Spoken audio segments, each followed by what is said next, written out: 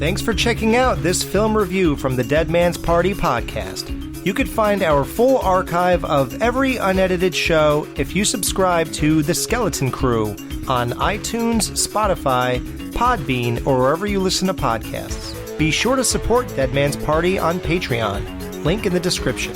Enjoy the review. Alright, what's up, guys? Welcome to the San Fernando Valley and the All Valley Under 18 Karate Tournament. That's right, this is Karate Kid 1984. And as usual, I am here with Chris. What's up, Chris? Well, look who we have here, Ghoul, our little friend Alexis. Well, hello, Alexis. Dude, you're so stupid. You know what? I'm going to put my Cobra Kai shirt on right here. I'm going to put it on, and I'm going to kick your ass as soon as it's... We kick your damn arm in. Hold on. What's the matter? Mommy not here to dress you? Oh, boy, I feel like I walked into that one. Anyway, we are here with Ghoul. He's not a very good podcaster or anything, but, you know, he's on the show, and we're doing Karate Kid. We weren't going to throw him off just to make this, you know, perfect or anything. It is what it is. What's up, Ghoul? They say, no bad student, just bad teacher. Hey. Hey, it's the 80s. I guess. Okay. Yeah, guys, we are doing Karate Kid 1984. The original movie that spawned 3 sequels, a remake, and an entire 6-season television series on Netflix or YouTube if you were there for that. Fuck yeah. Dude, I was there from day one. Same here, man. Yep. People were like, I was telling people, you gotta watch this show. They were like, what is it? What is YouTube what? Because it was called YouTube Red back then. Yeah. One little, not that we're talking about Cobra Kai tonight, but when that first came out, when the trailer hit, I don't know who posted it where or whatever, but I just watched it. I'm not like a crazy Karate Kid fan like I am with like Terminators or Rockies or Indiana Joneses or Back to the Futures. It's not like that to me, but you know, I like it. So I was interested when I saw the trailer for Cobra Kai, and I clicked it, and I swear to God, I thought it was a joke. I can see that. Like, Yeah. Right? Yeah. Because I thought they just got those old guys to come in and pretend that they still care about what happened here in 1984. And I was like, oh my God, it's so stupid. And I was like, I thought it was real. And then all of a sudden I hear, hey, the show's out. I was like, oh, like that thing I watched a couple months ago? That's real? I was like, okay. And I was at work. I just put it on my phone. And oh my God, I must have seen those first 2 episodes alone about 15 times. When that first episode ended, I was like, this is the greatest thing I've ever seen in my life. Like, they could not have reintroduced that character better than they did with that first episode. Yeah. It had a lot of opportunity to fail, and it just didn't. Like, it was incredible. I remember just even when the season ended, just being like, fuck, need another one ASAP. Yeah, the cliffhanger when he was kicked over the railing? No, that was season 2. Or was that 2? What was the big cliffhanger in 1? Kreese walking back into the dojo. It's weird. Well, then the cliffhanger, I do remember Kreese walking in and that cliffhanger, but the big cliffhanger was always Miguel getting kicked over the stairs. Oh, yeah. That was like, you thought like everyone's going to hate Johnny and Daniel because they got him mixed up in this and he's ruining everyone's life. It was funny. But nope, we're talking about Karate Kid tonight, guys. Recently relocated from New Jersey to LA, Daniel becomes the target of a gang of Cobra Kai dojo students when Mr. Miyagi... He saves him with expert karate skills. Miyagi, okay. To teach him to defend himself and put his bullies in their place. Director John G. Avildsen. Writer Robert Mark Kamen. Starring Ralph Macchio as Daniel LaRusso. Pat Morita as Mr. Miyagi. Elizabeth Shue as Allie Mills. Martin Kove is John Kreese. The mom, William Zabka, is Johnny Lawrence. Ron Thomas is Bobby Brown. I don't remember that guy singing anything in this movie. Rob Garrison is Tommy. Chad McQueen as Dutch. Tony O'Dell is Jimmy. He's the fifth guy. He has no lines in this movie. He's the fifth part of their clique. Yeah, and you don't really see him clearly until the very end. Well, there's the scene at the... We'll get to it. He's in a couple scenes just hanging off to the side. I have to think some of his lines ended up on the cutting room floor, because otherwise, why else have a fifth guy in that group? He does pop up in Cobra Kai, though. Does he? Yeah, because Dutch wasn't in there. Right. Oh, in the final season?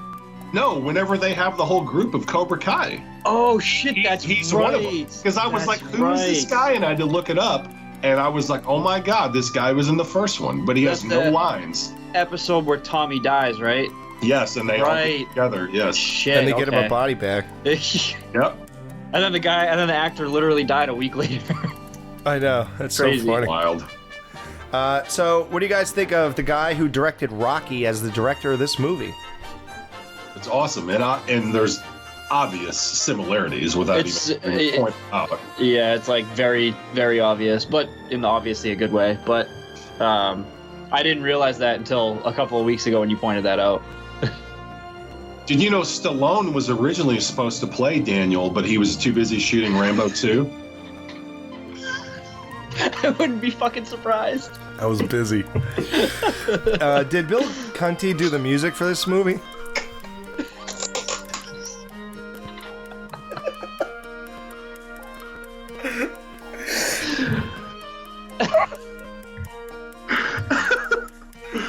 Oh fuck! I'm ashamed to say I don't know that fact. Actually, I'm pretty sure he does. Cunty. It should say cunty. Well, like he didn't do the songs and shit, like the best round. He did do the. Did he do all that Asian flute shit? Seems like it. Yeah. Did he really? Wow. So Daniel's from New Jersey, man. Parsippany. I actually lived in Parsippany, New Jersey for 9 years. Did you really? Yeah. And I bumped into him once or twice, and I kicked the shit out of him. Apparently, everybody does. I was gonna say it doesn't seem like a hard thing to do. Were you in that tournament as Alcatraz? And when he lost, he was like, "This sucks, man. This sucks." I'm gonna say that Daniel is annoying. Is that a weird thing to say? Like, I know it became popular in the season 1 of Cobra Kai to say that, but would you agree that in this movie he's kind of annoying too? He's kind of like... He's very antagonistic. And whiny. Yeah, when I was on the plane today, I was reading just some random IMDb trivia, and they wrote it as literally like, as he's described as a wimp with a chip on his shoulder. And that's exactly what he is. Like he's just like your typical like little like bastard teenager. He's just a whiny little punk, and he just can't help himself when like the fact he's constantly bitching at his mom about, oh, I want a movie. You didn't even ask me. Yeah, it's like, what kind of moms ask their kids where they're gonna live? Yeah, it's always like, hey, we're going here. All right, pack your shit, we're going. Is the underlying chip, let's try to give him a little credit. Is the underlying chip on his shoulder the fact that there's clearly no dad in this movie? Yes, I would assume. Yeah. And as far as I know, they never make one mention in this entire franchise of where his father was, right? Or do they? I feel like they probably did during the first season of Cobra Kai, but it's been so long since I watched it, I couldn't tell you. Because I know the mom comes back in that season. Well, you're probably right. I just meant in these movies specifically. Oh, they don't say anything about. Okay. No. Yeah, isn't that weird? Like you don't say anything. Is he dead? Did he leave you? What age did he leave you? It seems like he's like never had one. Does he have any brothers or sisters? Are they gone? Did they go with the dad? Like what happened here? Maybe his dad was Kreese, and we're just supposed to infer that. Yeah. So how do you guys feel about Allie? Do you think is Allie the hot chick of the movie? Is she truly hot? I say there's a couple moments where she looked pretty nice. She's not my type, and I thought she got even uglier in Back to the Future, too. She looked really weird there. Was it the hair, the fake hair? It was the hair. Now, for this movie, it's funny you asked that because I thought about that. I thought about it over the years, but this time when I was watching it, I was like, is she really that cute? I think she's pretty cute, especially in the beach scenes. I think she looks good. Yeah, Is she like some stunning knockout? No, but she's pretty. Yeah, no, she's pretty, but I think what they do at it's her personality makes up for it a lot. Like the fact that she's like willing to just give this loser kid a shot so many times versus like her bitchy friend who's always just like putting this fucking kid down. Like, like anytime this kid shows up, that her friend is just fucking miserable. But no, her personality is awesome. I really like her in this actually a lot. Well, even this scene here, this beach scene behind us, did you guys notice that they were staring at each other the second they got there? Oh my God. Yet it was nighttime before, and they're, 10 feet away from each other? My first note is that I always forget how fucking awkward it is when LaRusso looks at Allie the first time. He just stares at her. Yeah. Like, he's literally standing up and she's sitting down, and he's literally just staring at her. Not even a foot away from her. He's just staring at her like a fucking weirdo. If she had a cell phone, she would have called the police. So Mr. Miyagi's 52 years old in this movie. Oh, damn, I forgot to do my ages. Yeah. I think Daniel was 26. 22 when they filmed it. Was he? Yep, I looked it up. And then, he was 22. The youngest one was Zabka. He was only 18. 18. Elizabeth Shue was 20. Daniel's mom was 36. Yeah. Pat Morita was 51. Marty Cove was only 36. Oh my What? God. Yeah, 36. He's only 5 years older than me. Yeah. That's nuts. You're gonna look like that in 5 years, dude? Hey, He wishes. I was gonna say if I gain like 100 pounds and do a little bit of hard living, yeah, sure. Right. I like when Miyagi tells him to fix something. He goes after. He goes when? He goes after. Oh, I have that in my notes. I love that part. He goes, when can you fix a faucet? After. After what? After. He's so annoyed. After. I've always loved that line, dude. It's funny because it doesn't sound right unless you have like that accent. Like you're clearly not an English first language guy, so you could kind of get away with that. After. Like it doesn't. If I said it to my wife, like, when are you gonna do the dishes? After what? After. Like it just doesn't have the same ring to it. You know, doesn't land. It doesn't land. You know, there's that aftershave called After. Maybe he meant after he put on After. Stupid. So the Cobra Kai kids run around on dirt bikes. They kick the shit out of Daniel on the beach, and you know, in Johnny's defense, when you watch him ride up to the top of the hill there, and he's all happy, he's talking about like doing good in school, and he's gonna His senior year, he's gonna make his one final year of high school count. Yeah, not the first three. He looks over, and the first thing he basically sees is his girlfriend dry humping another guy. Wait, wasn't that his ex-girlfriend at that point? Oh, right, ex-girlfriend. But they just broke up, right? Well, according to Tommy, she broke up. Johnny didn't. That's right.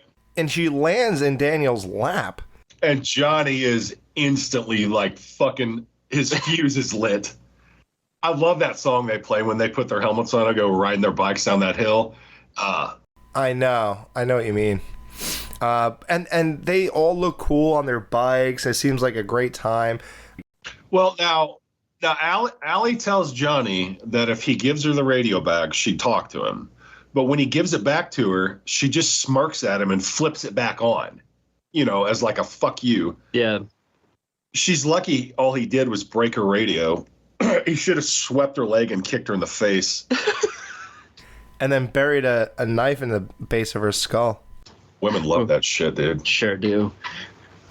And did you notice that radio looks just like the radio that Dick Warlock's son was carrying on his shoulder when Michael bumped into him on the street in Halloween 2? Very impressive. That was impressive, and I'm glad it's over. Alex is just waiting in suspense for the Halloween 2 bit every time. No, I think most of the time it's like out of his head. It is. And then when we say it, he's like, God damn it. You know what's funny about it, though? When I said the joke about burying the base of the skull, I had a glimmer of that type of stuff in my mind, but it really didn't go all the way to Halloween 2, and then you just brought it right there 6 seconds later. I had to. Because I was wondering what other show I said that in. I think I said Michael wasted a knife or something, and he could have buried it. Buried in the skull. So that's why. But speaking of horror references, though, I'm pretty sure one of... that piece of shit that lives in Daniel's apartment complex who he, like, quote, befriends, Freddy, and takes him to the beach. Him and the one who's totally disappointed that he brought a loser to the beach? Yeah, that prick. One of his friends with them, I'm pretty sure, is the dude from Friday 6, Court. The one who's, like, John Travolta's nephew, I think. Court? I'm pretty sure it's him, yeah. So I didn't notice him being with Freddy, but he's one of the Cobra Kai. Is he really? When they're in the dojo, when they go to the Cobra Kai, he's the one that Kreese makes get on his knuckle and do 50 push-ups. Is that him? Yes, because I was like, that guy looks familiar. Well, I looked him up, and it's Court from Friday 6. And it's John Travolta's nephew. Yeah, that makes sense because when they show up at the beach, they all definitely hey, how you, like, they know each other, so that makes sense. Oh, and he's the one that says, "Oh, he'll be all right." Yeah. Oh, okay, shit. That is him. Yes. Wow. Cool. Nice. Where was what's his name from Revenge of the Nerds though hanging out with them? How come he didn't get a dirt bike? Oh yeah, he was there. Yeah, he's one of the Cobra Kai. Yeah, I was waiting for it. So Daniel does try to diffuse the situation. He gets like, "Come on, hey man," and Johnny's like, "With the radio, you got it." I love how dude, that beach fight is great. Yes. He's fucking with Daniel. He trips him a couple times, but then Daniel fucking slugs him right in the nose, man. Oh yeah. Or he gets him good. Yeah, he does. Draws blood. He drew first blood. He drew first blood. Imagine if like Johnny just went around saying that. Like every time, like, you gotta stop, Johnny. He drew first blood. Okay, Rambo, or First Blood. Sorry, Chris. Okay, First Blood. Wow, these are our summer reviews. Oh yeah, what month is this, Chris? This is Karate Kid month. We're in June. Yeah, guys, all of June. I know I probably should have mentioned that 20 minutes ago. That'd be amazing. Yeah, the disappointment of that dude's face when his friends say, "What is this loser you brought over here?" It is just like. I watch it, and then I mean, this is jumping ahead, but then he's in the audience at the tournament at the end, like rooting for fucking Daniel. I noticed that. Well, after Daniel lands that one punch, Johnny just fucking obliterates. Oh yeah, he was looking for any reason. Yeah. Oh yeah, it was great.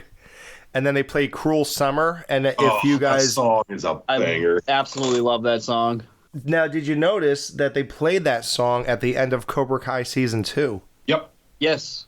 And it's like some redone... I forgot who did it. It's like a kind of a cappella-ish version. Yeah, slow. Yeah. I like that one a lot. It's great, though. Yeah. They're playing soccer, and of course, the Cobra Kai have to fuck with Daniel again. It wasn't so bad, though. He just trips him. And then Daniel gets up and fucking tackles... Was it Bobby? Yes. Fucking punches him in the face. Gets up. This school sucks, man. It sucks. And then I love Dutch. It just sitting there going, just mocking the shit out of him. That's basically our intro to Dutch right there. Like, this guy, he is my favorite. Look at the picture of him behind you right now, Chris. Who does he look like? What famous actor in a movie we reviewed does he look like? With that blonde hair specifically. Doesn't he look like Kiefer Sutherland a little bit? In that picture, yes, he does. Yeah. Yes. Damn. Weird, right? Yeah. I'm not going to be able to unsee that now. Shit. Yeah, good. So, in school, they call him the Karate Kid as a goof because he's like the loser who gets his ass kicked by karate people.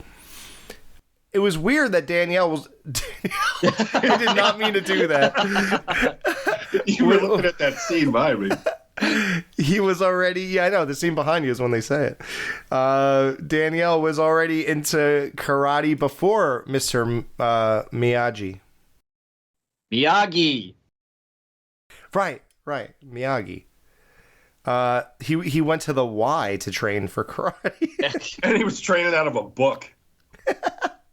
Yeah, the book. He's just sitting in his apartment. So stupid. Oh my God. So he's excited to join Cobra Kai, and then when they all bow down, and then Johnny's standing behind everybody, and he looks at him and he gives that smirk. Oh, that smirk is so good. And Daniel basically shits his pants and gets the fuck out of there. That is hilarious. And then that's when they followed him after that on their motorcycles when he was riding his bike home. At nighttime. Right, because he was eating with his mom and it was daytime. Then when he's riding home, it's pitch blackout. Did he have to ride his bike like 2 hours home? Right. Well, obviously, Cobra Kai isn't anywhere near the place they had the Halloween dance, because he was able to run home from there, and it took him about 30 seconds. Oh, wow, you're right. Yeah, that's true. How weird is that? He literally ran across a bunch of grass and brush, and he was already at the apartment. Yeah, while also causing a car accident. Oh God, that was Which so is dumb. weird why him and Allie would go to the same high school if they lived, unless the neighborhoods were just like, there was like some weird dividing line where it was like shithole rich. Right, and why would they go together? The parents wouldn't want them with the kids from Reseda. I was gonna say, yeah, Allie wouldn't be in a public school. She'd be in a private or a prep school or something like that. Right. She doesn't have to push her car to start it. At the moment when the Cobra Kai kids swing around the corner on their bikes and you see their shadows that look fucking gigantic on those buildings behind them, what movie did that remind you of? That Kiefer Sutherland's the main guy. Lost Boys? Yeah, didn't it? Yeah. I always think of the Lost Boys when I see that. Yeah, it's so cool to see that. That was shot so well. John Adelson must have, that's where he pulled all his stuff for Rocky V. So they pushed Daniel off the hill. How great is that? And the way he speaks of it it's like a thing of legend. Look right behind you. Oh my God, there it was! That was the shot right there. Amazing. Yeah, so he goes tumbling down this fucking hill like a rag doll, and all he has is like a bruise on his forehead, basically. No broken bones. No, watch this. He's going right now. Look at this shit. Look at it. I like how he comes off the bike too. You can't tell me nothing would be fractured. Especially if there was some stone in that grass and stuff like that. 100%, yeah. He'd be like out cold too. He would have hit his head on something. Why does he roll his bike all the way home just to slam it against a dumpster and throw it in there? Why not just leave it there if you're going to throw the oh, God. Actually, this moment has a really funny moment when his mom's like, what's wrong? And he's like, nothing! It's like such ADR. Like, the ADR in this movie is out of control, which is awesome. Look at him beating up the bike. Here it is. Nothing! He looks away from her. I guess we are doing video commentary, right? I was going to say. Let's just do an audio commentary, guys. Now look at this. She's about to make out with her son here. Just kidding. No, but it's so great. Wouldn't it be easier just to walk home instead of having to push a bike while you're walking home? And yes. How damaged was the bike? What did Mr. Miyagi do to it exactly before it looked like it did on top of the stairs when Daniel sees it the next day? It didn't even look fucked up. It wasn't. The most it looked like could have been like maybe the chain fucking fell off, but that's the easiest fix ever. Like, what did Miyagi do to that bike exactly to fix it? Or maybe at most, like, you ever have that thing when you guys had bikes with your kids, like, if, like, the front tire alignment was a little off, all you had to do was, like, put your legs over it and then, like, realign. Yeah, that's about it, yeah. He couldn't think to do that. Yeah. Miyagi had to do it for him. Wouldn't that be cool if when he looked at the top of the stairs, Pee-wee's bike was up there? Oh, my God. And he goes, "Good morning, I'm here." That's makes me want now every time after Miyagi tells a story, Daniel just goes, "I love that story." Dude, you're obsessed with that line. Oh. Why is Daniel wearing army pants with a brown checkered shirt Is this like the worst combination of clothes? A white baseball shirt with a red collar. Yeah. Like, dude, that could... how did you put this outfit together? What did you do? That's what I'm saying. He's poor. That's the point. He's supposed like. Oh, is that what it is? That's what I'm assuming. I mean. I never really thought about that before, but maybe he shopped at Salvation Army. Yeah. That's where he got army pants at the Salvation Army. I wore camo shit all the time up until I was probably like 10. Shocker. But yeah, after that, like once you hit like teens, you can't be doing that shit. And he has like no belt. It's just the pants that are tight around his waist. Right. Ghoul probably wore face paint to school. Yeah, like Commando. Like war paint. Yeah. Damn. I wish. Or Predator, he's just smearing mud. Yeah, but dude, trust me, it's not your armpits, it's what you're wearing. If you're wondering why people are avoiding It's not it, your pits that smell, Danny.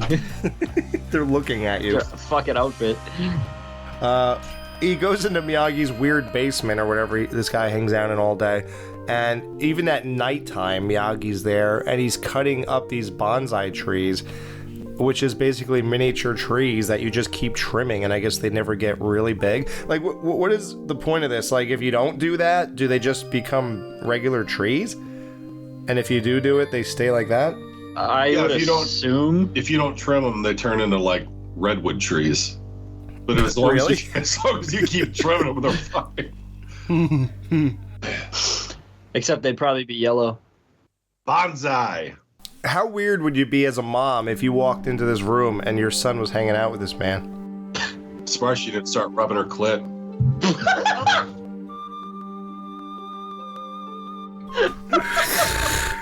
Well, I was thinking more along, she would say something like, "What are you doing with my son?" But okay. Whatever you're doing, keep doing it. Yeah, as long as he gets the fuck out of the house. Daniel, did he touch you? No, Mom, I'm cutting trees with him. What do you mean cutting trees? Is he trimming anything else? Is he trimming your bush? Trimming bushes. She was just rubbing her fortune cookie. So stupid. So in order to go to the Halloween party and not draw attention to himself, Daniel goes as a walking shower. But he sure as hell isn't dressed like your shower, or else he'd have glass surrounding him on all four sides. Be a pretty expensive costume. Can you imagine if we went to... The next time you and Tiffany go to a party, or a Halloween costume party, you should go dressed as your shower. And have like a squeegee with me? Glass doors. I just got to experience that this past week. Glass doors and everything in the hotel. It was nice. Wow. I had a taste of the Alex life. Must be nice. What'd you think of it, man? It was nice, right? It was very nice. All I have is Marilyn Manson's shower curtains. And shower curtain rings provided by Del Griffith. Did you guys think it was weird, or did they try to play it off like Johnny is not some psycho control freak? When he's in the toilet and he's rolling a joint, do you notice how the other guy talks to him, kind of talking down to him? Like bossing him around a little bit? Like, come on, Johnny, what are you doing, man? What's taking you so long? Yeah, I did notice that.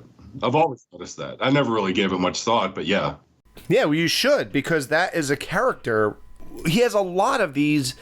Maybe we should explore him a little bit. So Johnny has a lot of character traits that are kind of important that I think get glossed over until Cobra Kai. Like, for example, like we talked about, on the hill, he's going to make it. All he wants to do is do good in school this year. And then there's like another moment where like, oh yeah, at the end when he hands Daniel the trophy, why would you do that? You just went through all this, you thought all these things during the tournament, and this motherfucker comes in and beats you, and you are there to congratulate you. You want to hand him the trophy and tell him he's all right? Yeah, you're all right, LaRusso. Right. And like this, he's getting bossed around here, so he's not trying to come off as the alpha. It's so funny you said that word, because I was going to say, look at that scene behind me. He's not the alpha in that scene. Dutch is. Yeah. Dutch is the fucking ringleader in that scene. Is Johnny truly evil, or is he just like, who the hell is with this girl I'm in love with, and I'm trying to make things work with her, and who is this? I think it's a mixture of that, and he's like the quote popular jock guy probably who thinks he's really cool, but not like a prick like fucking Dutch is over here. Yeah. Like Dutch is one of those guys that all those cliques have that's just like a total fucking loose cannon that will like do all the dirty work and shit. Right. But Johnny's like the ringleader, but he's not a bad guy, I don't say. But don't forget, he's the champion. Right. Yeah. Twice, right? Or something like that? Yeah. That's what I'm saying. He's arrogant for sure, but I don't think he's a bad person. And until he sees Allie and Daniel.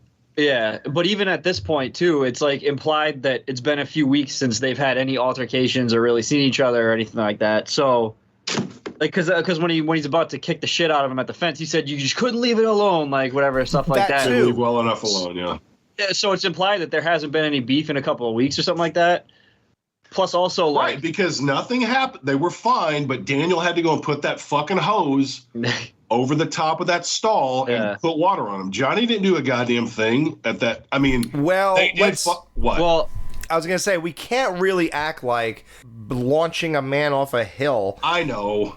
You can't say, well, it was 3 weeks ago. Yeah, that's something you don't forget. Yeah, I mean, he's talking about it 40 years later on the show. I was slipping into the mode of, is Daniel really the bad guy? Yeah. But he was just getting delayed revenge, I guess. Also, if everyone knows, as far as like, even like if you're like into smoking weed at all, though, not that I really am, but if there's one person in your group who knows how to roll a joint, you don't fuck with that person. That person gets like all the passes, because if someone knows how to roll, they're supposed to be like, oh, they're like a god in your life at that moment. Yeah, so they should be treating him like fucking like take your time, dude. So that's what it's funny you bring that up though, them talking down to him like that. I never really thought of it like that.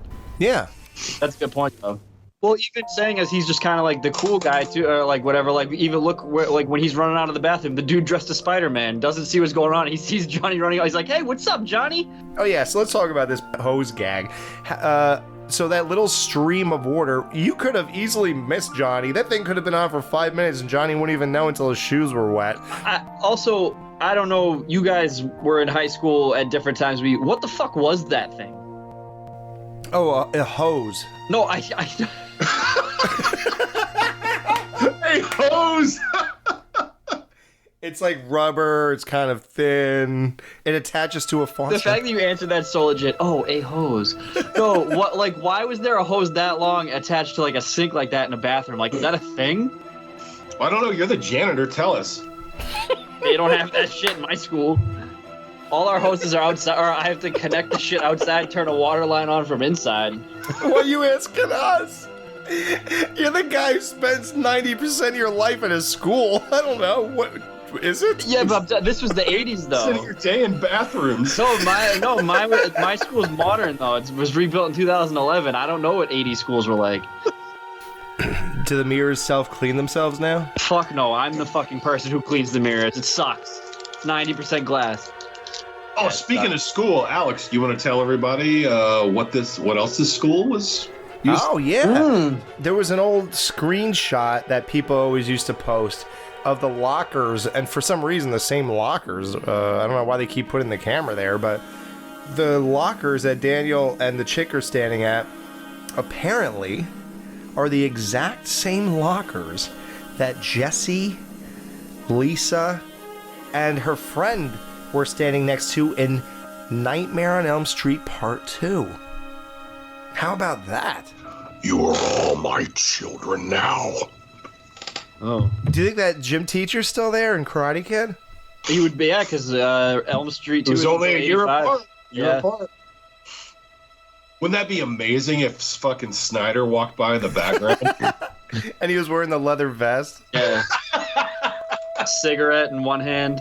And he called someone a dirtball? LaRusso, hit the showers. Hit the showers, dirtballs. Oh, God, yeah. If, like, he would have been their PE teacher when they're playing soccer. Oh, my God. Oh, that would have been epic. Unreal. That would have been epic. Another actor from Stand By Me. Oh, yep.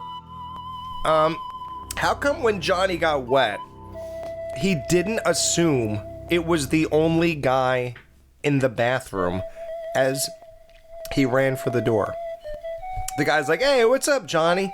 And he just goes right past him. I'm sure that he was friends with that guy. I'm sure he didn't think it was him that did it. If it was me, I would have thought it was one of my friends or some shit. And then when he ran out of the bathroom, he just saw a big red shower curtain running down the... Right. And how stupid is Daniel? Can we really examine this? You set this trap up, you do it, you turn the water on, and yet you know you have to escape within seconds, and you proceed to leave a gigantic shower curtain and rod, or whatever the whole contraption is, up and around you. Like, wouldn't you, like, take the thing off, lay it somewhere, and then turn the water and run? Or hold it in your hands if you want to run with it or something? Like, isn't it weird that he decided to run with a shower curtain on him? Yeah, his ass whooping at the end of this is fully deserved. You saying the word trap, though, just made me think, like, if Johnny would have ran out of the stall and it would have been the little fucking Billy puppet from Saw with a tricycle in there saying, hello, Johnny. There is a key behind your eye. Behind your eye. Here's a razor blade. In order to turn the water off. And dry out your joints. Is that why he was mad? And why was Johnny soaking wet? Would he just sit there for like the entire time until he got looked up? Like a fire hydrant had just blasted him for like a minute straight. I never bothered to notice if he was still wet when he was beating Daniel up. Anybody ever notice? I think his hair still looked damp, at least, for sure. Okay. Yes, it did. It did. His face paint didn't get messed up at all, though. Nope. He would look like the fucking Crow if it did. Daniel runs from this party all the way to his apartment complex in about 30 seconds. Why was it so close to his house? That's what the edit was. It could have been 10 minutes for all we know. You think? How come they didn't show like the moon to show passage of time or something? Can I just add to like... Yeah, they had to show the moon. It shows it's shooting from like up underneath. Shows Daniel running, then it shows the moon, and then it shows Johnny. The fucking this helps add to the argument that LaRusso's kind of a pain in the ass because he causes a car accident. If yes, like that would make me so fucking angry. If I was an adult and that happened to me, I would fucking join in the chase for him with the Cobra Kais, and I'd be like, yo, you're paying me back for that, you motherfucker. Right. Like, oh. He just prances off like nothing. Like he gains zero anything from this. Like he has to leave the dance because he's gonna get chased and get the shit kicked out of him. Allie doesn't even think anything of it. Like, oh, cool, you did this. Like, it doesn't gain him any brownie points. Nothing. He's just doing it just because he can't help himself. He goes, it's coming around. Yeah, he's just a little asshole. Yeah, your beating's coming around. So they kick the shit out of him next to the fence. I like when he goes to kick him and he moves and he breaks the board on the fence and stuff like that. And when Dutch is beating the shit out of him, or when Johnny's beating the shit out of him, Dutch is just standing there almost like fucking gyrating, like he wants to get in on the action so bad. It reminded me like on Texas Chainsaw Massacre, like when they're torturing Sally at the end and the cook is kind of standing in the background just flapping and shit. Dutch is just like almost maniacal there because he loves it. He loves watching Daniel get punished. Dutch is a very dark individual. Yes. Yeah. I'm so mad we didn't get to see him come back. I love though how you see Miyagi in the background. Well, assumed it's Miyagi. You see a shadowy figure climbing over that fence. And then he comes down there and just fucking wastes those guys. So I was looking up. Did you see how long the fight scene between Miyagi and the Cobra Kais is? You mean from the time he lands on the ground until the last one is on the ground? Yeah. I don't know, 12 seconds maybe? I'm going to say 27 seconds. 9 seconds. Okay. What? Yeah. I couldn't believe it either. He doesn't do much. He chops one, he kicks Dutch in the nuts. He does the two Bobby and Tommy together. Right. Kicks Dutch in the nuts and then fucking flips Johnny over and chops him in the chest. Yeah. Shit. And gave him a black eye. Yeah. Chops Johnny in the chest and that's it. And they're all laying on the ground writhing around like someone just pummeled them for like 10 minutes straight. I guess then he just opens the gate and drags Dan. And like how they're all so knocked out, they don't notice that he took them to a door 10 feet away from them. Like the worst beating ever. They were like, this, I actually meant to text you, Chris, or actually, Alex, I know you're a fan of the Warriors too. This reminds me of straight up at the end of the Baseball Furies fight the Warriors, when they're all like, you see them all writhing on the ground the same exact way. Yep. You're right. Wow, good call. They probably got it from this movie. Yeah, actually. Totally. Yeah. So, he's like, smell bad, heal good. These are all things you can never say yourself because it's all with the accent and bad English. Daniel gets Miyagi. Like, how weird that he gets this weird old... What is he, Japanese? Yes. Japanese. So he convinces this guy to walk into this dojo and ask these people to leave him alone.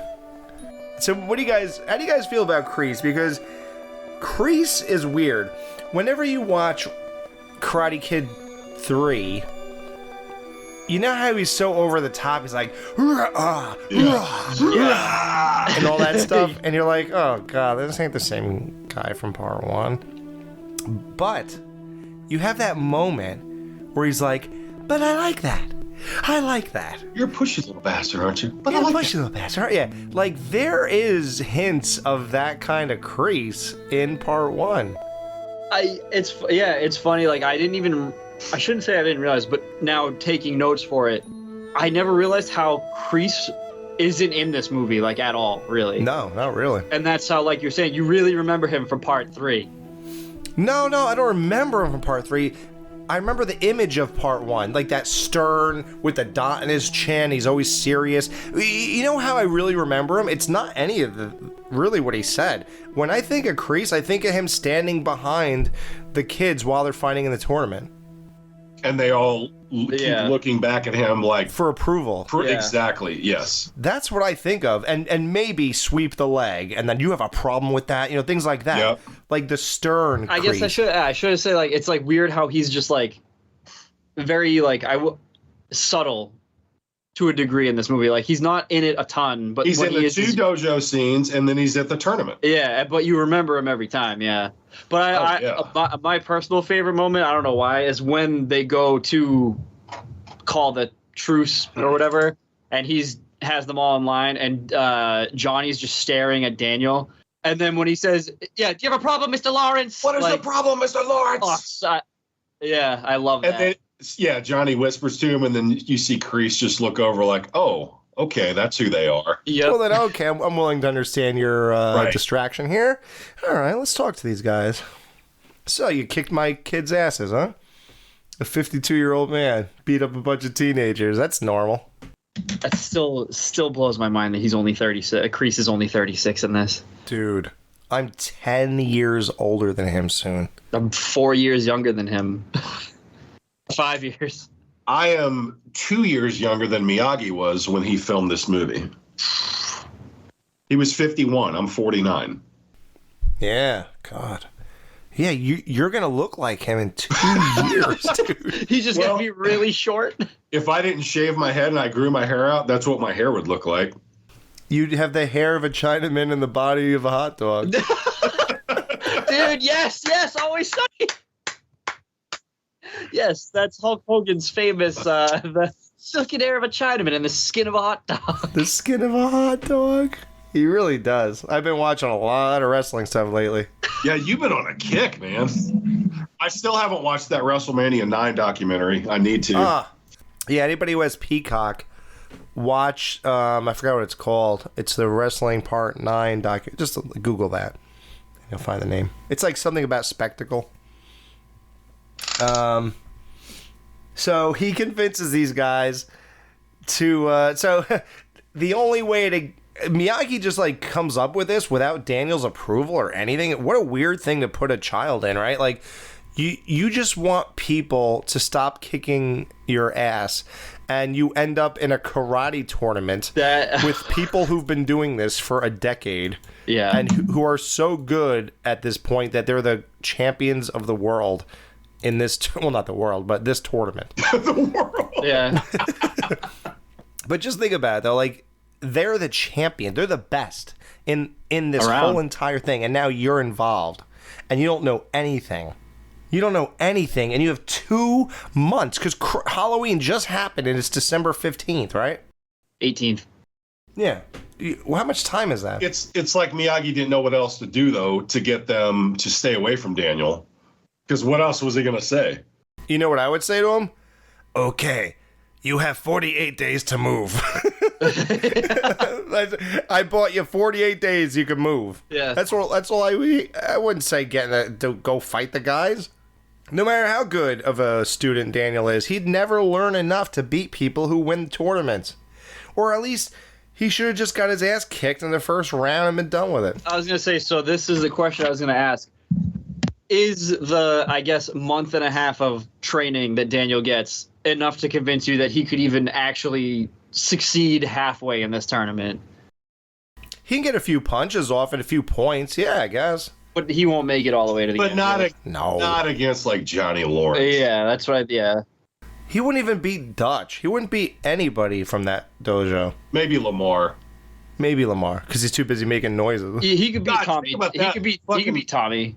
Lamar, he was in this and Revenge of the Nerds, both in 84, both came out within 2 months of each other. That's like in 85 when Chubbs was in Teen Wolf and Pee-wee. Yeah. Like, what a year for these guys, man. Even though Lamar had no lines in this movie, he was in a couple scenes. Yeah. So he has 2 months. He goes to learn karate. This is the greatest thing to talk about.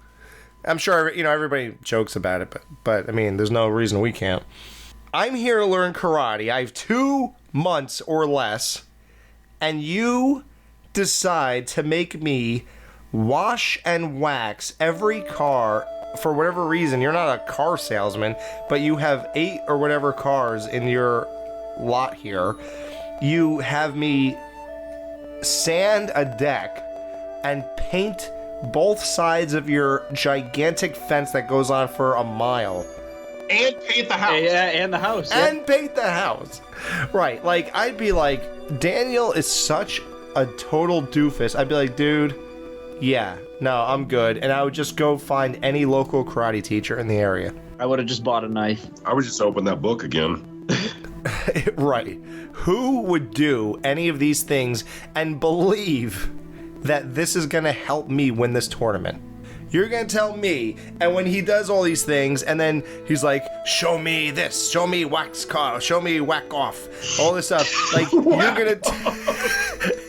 going to tell me that Daniel just happens to block every one of these hits just because he's been painting a fence all goddamn weekend. You have to admit, though, that is a cool scene. Do you not like that scene? It's amazing. Oh, it gives me the chills.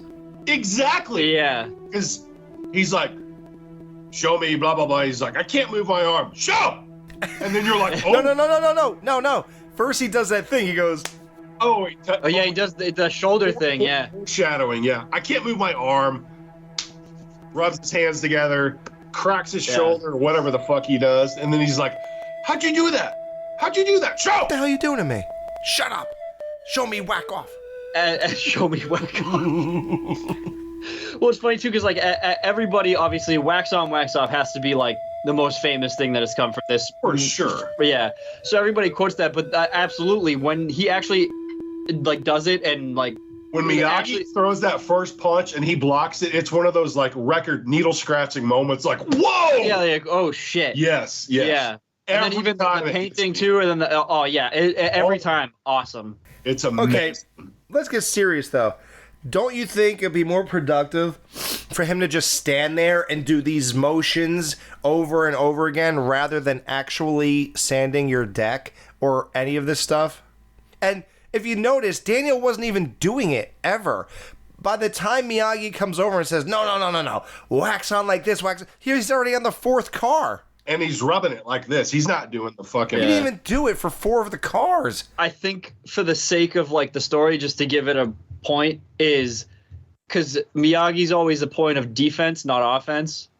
he wants it to be like a natural reaction. So like get him used to doing these motions so that way when something's coming at you, it's just like a natural block. And then that's only saying that for the story. No, you're right, but he didn't do any of them in the tournament. He didn't block any punches or kicks with those moves. And the crane thing of all that's just egregious. And yeah, he didn't even teach him that. No.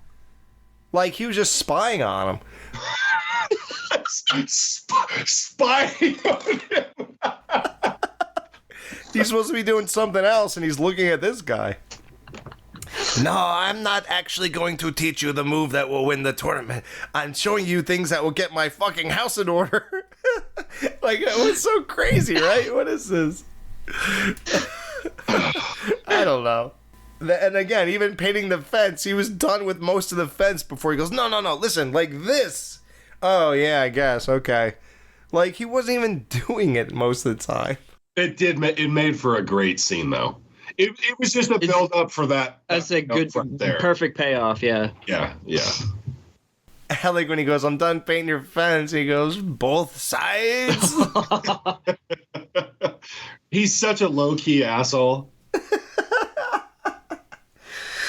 So his mom drives him on his date to the Golf and Sip or whatever it's called. Well, no, first they got to go pick up Allie in that fucking pile of shit. And the parents are standing outside.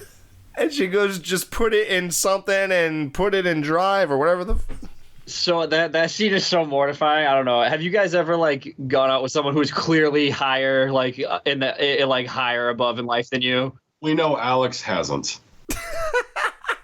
Because when I was watching this movie and they pulled up to Allie's house, I was like, I didn't know they filmed this in Hopatcong, New Jersey. It's so stupid. I mean, that house is like right down the street from you, right? I think, yeah, I know Allie and her family. Yeah. Her parents are dead now. I would hope so. How weird is it that they're dead now? Isn't it weird that we don't think of these types of things? Are you sure, though? Oh, most likely. Yeah. Because they were like 40. And now they're like 80. Yeah, they're probably dead. Right. I mean, that's not a guarantee. Yeah, Daniel's mom's alive. I guess anybody could be alive. Jesus Christ. Oh, I just love how when her parents pull up the driveway, they look at Daniel like, oh, they're disgusted. What fucking hole did you crawl out? Yeah. Absolutely disgusted. Yeah, so she does the embarrassing, cringy push thing. They get to the golf and stuff. Was it the same song they did when they recreated this in Cobra Kai? Did they replay that song? Yes. Yeah, wow. I love how that older guy, though, pulls up in that fucking convertible. Yeah. Not even paying attention to Daniel. He's like, hey, good looking. Ask her if she wants a ride. He was invisible, dude. Exactly. But then she introduces Daniel and then he shakes his hand like he's cool with it. Like, right. So bizarre. And then the Cobra Kai pull up in that convertible right as Daniel's mom pulls up in that shitbox. Hey, Mrs. LaRusso, we really like your car. Johnny says to Allie, your little friend can come too if it's all right with his mommy. Hey, mommy, can Daniel come for a ride? And Tommy goes, I really like your car, Mrs. LaRusso. What a fucking... Can you imagine the humiliation you'd feel if you were Daniel in that moment? Oh, yeah. Dude, I want to... If there was any of the Cobra Kais who I could fucking stab in the throat, it would be Tommy. Absolutely. That guy. Oh my god. R.I.P. to the actor. He did a great job, but Jesus Christ, he was phenomenal in that role. Yeah. Oh. Yeah. How embarrassing! And like, your mommy has to drive you on your dates in high school, and you all three have to sit in the front seat. Yeah. It's a station wagon. Right. I think. Was that the station wagon that Michael Myers was driving in Halloween 1? It looked like the station wagon that the Griswolds were driving. I was just about to say that. It did, right? The one they got scammed on. She bought it on purpose. Honky lips. How weird is it that she's so dumb she doesn't know to leave the car running when they pulled up to Allie's house? Oh, wow, I never thought about that. She knew what was going to happen. Right, she knows. I turned it off. Holy shit, I never Leave it on, you dumb fuck. Right? I'm not gonna lie though, I actually kind of like Daniel's mom as a character. I don't know why. I don't know. I don't know. She seems like kind of like a fun mom. I don't know. I like fun moms in movies like this. Like, you know, I liked her. I think I started hating her in Cobra Kai when she was always fighting with Daniel's wife. That irritated me. It reminds me of like my own mother-in-law situations. Your own personal situation. Yeah, and I started getting. I don't like her anymore. I don't have that problem, luckily. So. Yeah, you're married to a bottle of Jack. I love it. I'd have bent her over. Oh, don't say that. I just You said you want to bang some really dude, you want to bang Glenda, the friggin' good witch. I'd absolutely nail Glenda. You know, she was like 48, right? She was older than that. She was like 55. So we get to another iconic scene where Miyagi's trying to catch a goddamn fly in a tooth, what's it called? Chopstick. And God, imagine toothpicks if he'd have done that. Holy shit! Yeah, he'd be a legend. Amazing. Can you imagine if you just threw a toothpick and went right through the fly like a javelin? That would be sick. So, do you realize the question that nobody asks about this scene? Lay it on me. How or why does the fly just keep buzzing around in one place? It's so funny you said that. I never thought about that one time in my life until I watched it this time. Really? No, never. But this time I was watching, I thought, why does that fly just stay in that one spot? I mean, they kind of do sometimes because you'll keep having to like swat a fly out of your face, which is weird. Sometimes. Right. But not like, he does it like he always does this. It's just hovering like this in front of their face. Almost like someone was dangling it on a string. Imagine if that's actually what was happening. It was like, after no shower, 4 days fly stay near you. Then you catch with chopstick. After what? After no showers. So he goes, how many showers until the fly stays around you till you can catch it? After. After how many? After.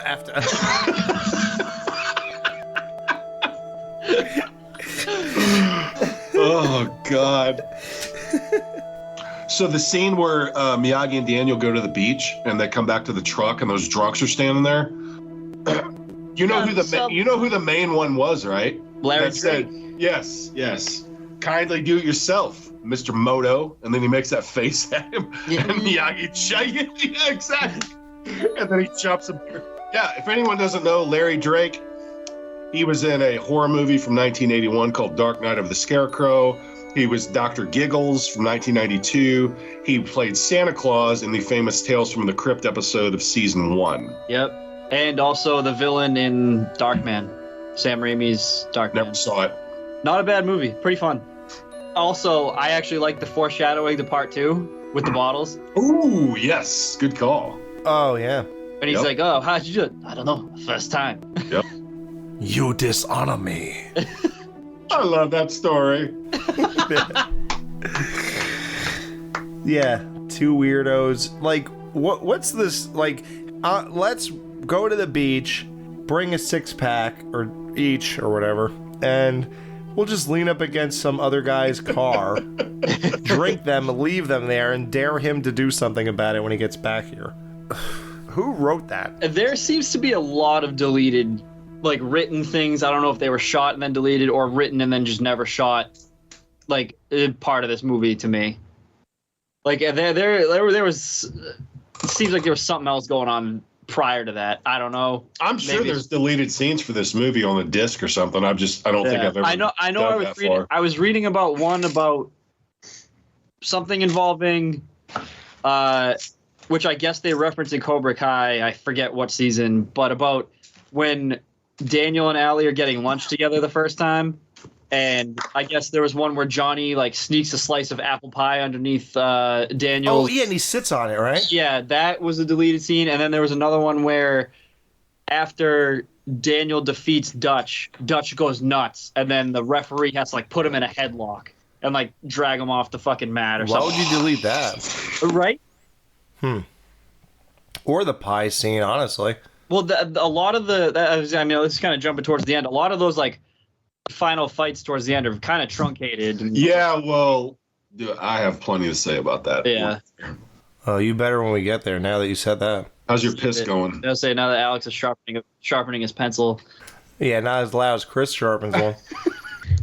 So it's really funny. Well, another funny training scene is like how they're on the boat and he goes, "Get on." He goes, "Bow," and he starts bowing to me. I goes, "No, get on the bow of the boat, you idiot." Like, I love some of the humor in this. It's great. And you guys realize Pat Morita is a comedian, right? Do you know that? Now, yes, as an adult, I knew that or know that. But when I was a kid watching this, I didn't know who he was. I didn't know he was on Happy Days. Oh, yeah. As a fucking comedic role. But I remember Happy Days being on when I was a kid. I remember it being on TV, but I don't remember anything about it other than Fonzie. But yeah, I didn't know he was a fucking comedic actor on that show. And this was like a total 180 for him to take on this role. People didn't want him on the role because they thought he was just a comedian. Yeah, I was going to say he was like the last one cast or something like that, right? Yeah. If I was reading correctly, he got nominated or won an Oscar for this movie? He didn't win. But he got nominated. I think he was nominated. I mean, you can say this about a lot of movies, like, oh, I can't imagine anyone else in this role. But I honestly, seriously, I cannot picture anybody else playing that role, except maybe Stallone.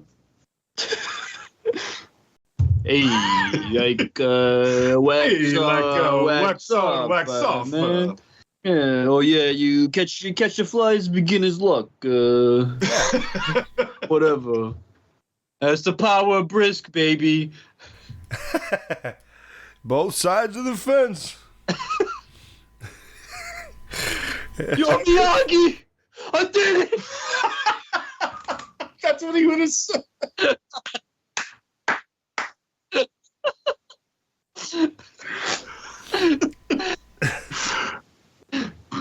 So Miyagi lets Daniel choose a car from his lot for his 16th birthday present. Right? Or was he 17? He was 16, right? Whatever you could drive, yeah. He takes him out to the lot and says, choose. And Daniel, like, doesn't even know what to say. He's like, oh, no. But he knows what car to pick. You know what, though? So I looked this up. So that car that he picks, it's a 1947 Ford Super Deluxe convertible. So that car, when this movie came out, was 37 years old. So that's like someone now giving someone a car from 1988. Doesn't have the same ring to it. No, not at all. It's fucking insane.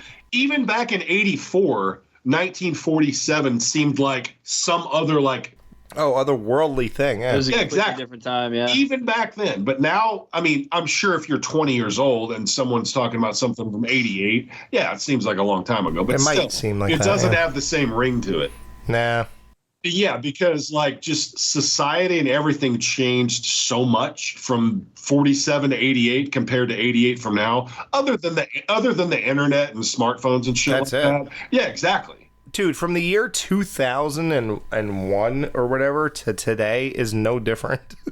It's a total. Everything came to a screeching halt. iPhones. That's about it. That's it. We dress the same, we look the same, we talk the same. Yeah, I mean, we're in 2025 right now, and I'm still wearing a shirt from fucking 1997. 96. No, you're right, 96. Yeah. So, yeah. And I'm wearing a shirt from 1986 with a Macho Man on it. Like, yeah, I don't know. We get to this weird cut-in scene, or that's how I view it, like a random scene where Allie's at some ball. Oh yeah, with Johnny. Yeah, go ahead. Isn't it always kind of odd, that moment? It doesn't really push the story forward at all. Well, it's only there to set up because a scene or two earlier is when he asks her out on a date, and then she says to meet her at that place at 9:30, and then that's when she's like there, and then she's like, oh, what time is it, Daddy? And she's like, oh, it's 9:40. That kind of shit. That's the only reason why that scene's there. Yeah, it's a weird scene, but it pays off because Daniel runs into a waiter who has a pencil that needs to be sharpened. A pencil, yeah. But he has a huge, I guess, tray or a bunch of plates of spaghetti, and Daniel like spies on Johnny and Allie kissing or whatever. I don't really pay attention. Johnny forces Johnny sees LaRusso and then forces himself, yeah, because then she smacks the shit out of him. Then he turns around and runs away and walks into the waiter, who dumps 5 pounds of spaghetti and meatballs on this kid. And Daniel just so happens to be wearing all white. So we get to the scene that everybody talks about, where it's one of Pat Morita's greatest performances. People talk about this scene in the same regard as the scene in Jaws when the guy talks about when the warship goes down. Yeah, and they're in the water with the sharks. People compare these two as almost identical scenes because Miyagi speaks of his time in the war and losing his family, and he's drunk, and it's just there's some kind of genuine like realism, like something that is just, I don't know, kind of indescribable that happens in this moment.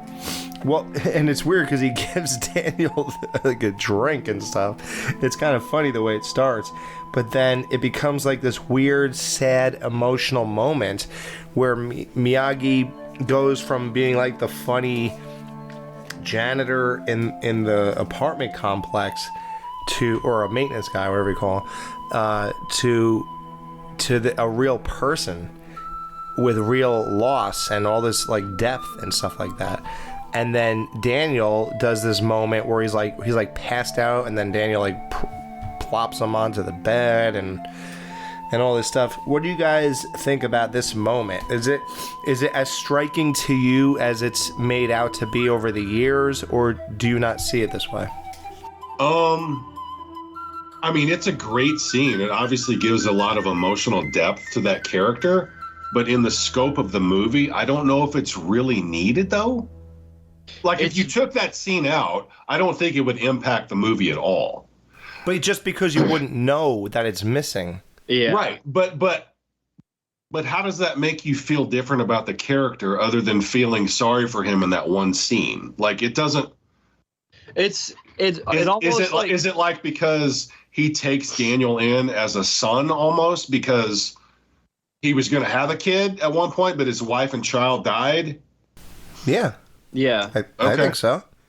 And maybe the kid would have been that age at that point or something. I don't know.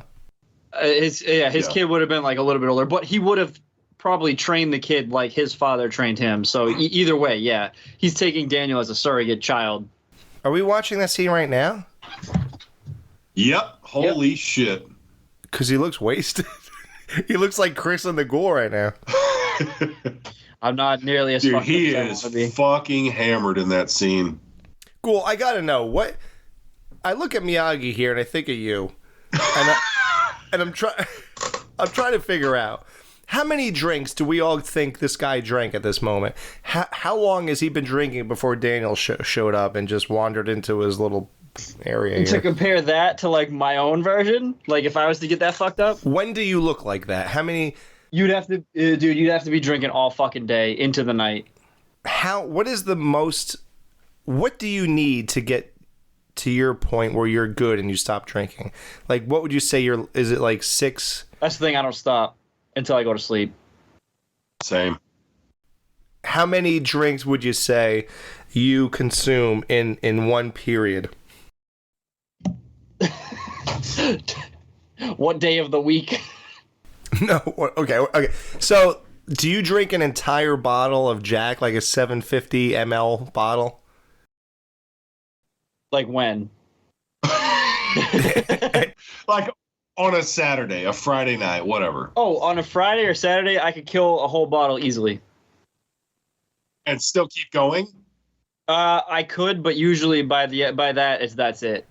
One bottle, entire bottle of Jack. Yeah. Surely it matters how quickly you drink it, though, right? 100%. If I space it out during the week, like I'm gonna be probably actually I can probably relate to this. I'm gonna be bombed Sunday because it's the anniversary of one of my best friend's death, and I'll probably fucking be ripping it the whole day.